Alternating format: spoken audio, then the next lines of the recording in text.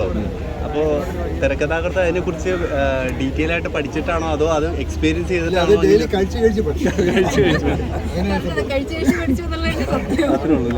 അല്ലാതെ cake making വളരെ important ആണല്ലോ. കേക്ക് മേക്കിംഗ് ചെയ്യാറുണ്ട്, അത് പഠിച്ചിട്ടുണ്ട്, അത് പഠിച്ചിട്ട് തന്നെയാണ് ചെയ്തിട്ടുള്ളത്.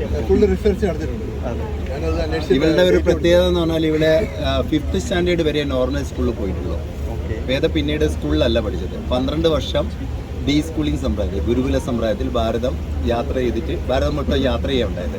പരീക്ഷകളെ അല്ല, ഭാരതം മൊത്തം യാത്ര ചെയ്ത് എല്ലാം നേരിട്ട് കണ്ട് എക്സ്പീരിയൻസ് ചെയ്ത് പഠിച്ച 4 ഭാഷകൾ: സംസ്കൃതം, ഹിന്ദി, മലയാളം, ഇംഗ്ലീഷ്, പിന്നെ നമ്മളെ പൗരാണിക വേദങ്ങൾ, ഉപനിഷത്ത്, ബൈബിൾ, ഖുർആൻ തുടങ്ങി ഇങ്ങോട്ട് കമ്പ്യൂട്ടർ സയൻസ് വരെയുള്ള കാര്യങ്ങളെല്ലാം മനസ്സിലാക്കിയിട്ടുണ്ട്.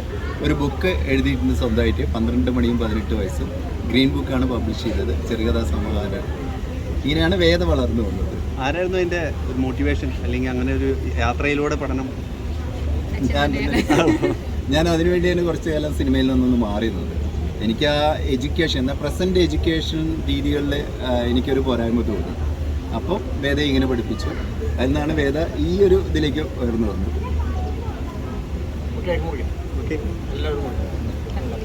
മുറിച്ച് എല്ലാവരും എടുത്തു കൊടുക്കുക. അതാരാ നന്നായി പഠിക്കാൻ എടുക്കാൻ ആരാ?